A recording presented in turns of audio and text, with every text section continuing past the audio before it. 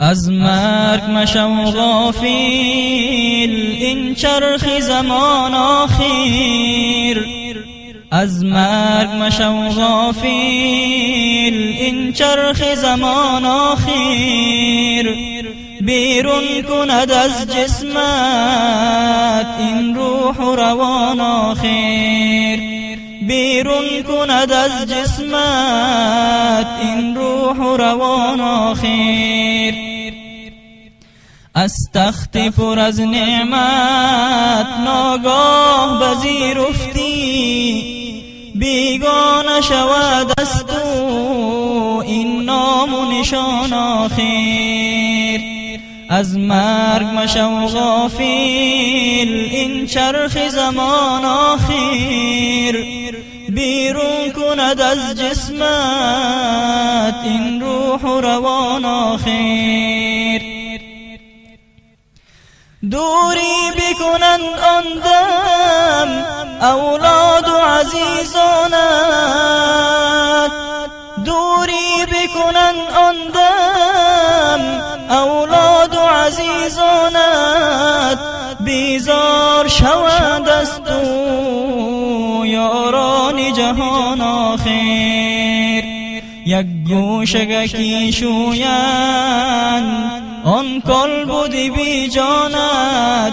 آماده به تو سازند آبی سر و جان آخر. از مرگ مشو غافل، این چرخ زمان آخر.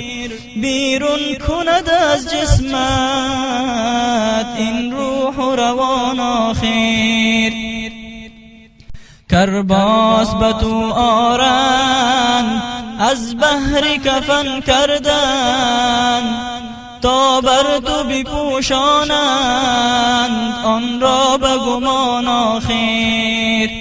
تابوت تو را گیرند از خانه به دوش خود، تا قبر برند آنها چون باد دوان آخر. در قبر تو را مانند از شوکت انسانی، بابیل سرت ریزند آن خاک گران آخر. از مرگ مشو غافل، این چرخ زمان آخر. بیرون کند از جسمت این روح و روان آخر. مردم همه برگردند از بام سری قبرت، در خانه خود مانی تنها تو بدان آخر. آن لحظه نکیر آید گوید که بگو بر من ربک ما دینک ای بنده آن آخر. از مرگ مشو غافل، این چرخ زمان آخر. بیرون کند از جسمت این روح و روان آخر. گویند که رسولت کیست اظهار بکن نامش. گویند که رسولت کیست اظهار بکن نامش.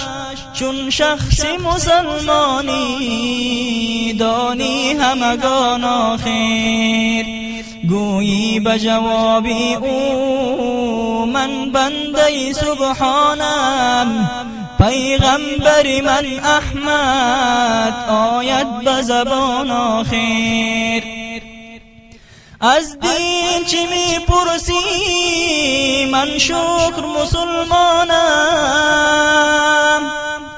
از دین چی می پرسی من شکر مسلمانم. از لطف خدا سازی این گونه بیان آخر. خوشحال منک گوید تبریک به تو جنت، در خواب عروسی شو چون شاه جوان آخر. از مرگ مشو غافل، این چرخ زمان آخر بیرون کند از جسمت این روح و روان آخر. انسانی که مشرک است این گونه به او گوید من چیزی نمیدانم از سود و زیان آخر. از خشم ملک گوید ای بی دین و لا مذهب. از خشم ملک گوید ای بی دین و لا مذهب. ضایع به کجا کردی آن عمری گران آخر. آنگه به فغان گوید من غافل از این بودم، در خواب نمی کردم این گونه گمان آخر. با قهر ملک گوید ای ظالم نالایق. با قهر ملک گوید ای ظالم نالایق. دوزخ بود آماده بر کی نگران آخر. یا رب تو عزیزی را مغلوب نگردانی، تا خم نکند پشتش این بار گران آخر. از مرگ مشو غافل، این چرخ زمان آخر بیرون کند از جسمت این روح و روان آخر. بیرون کند از جسمت این روح و روان آخر.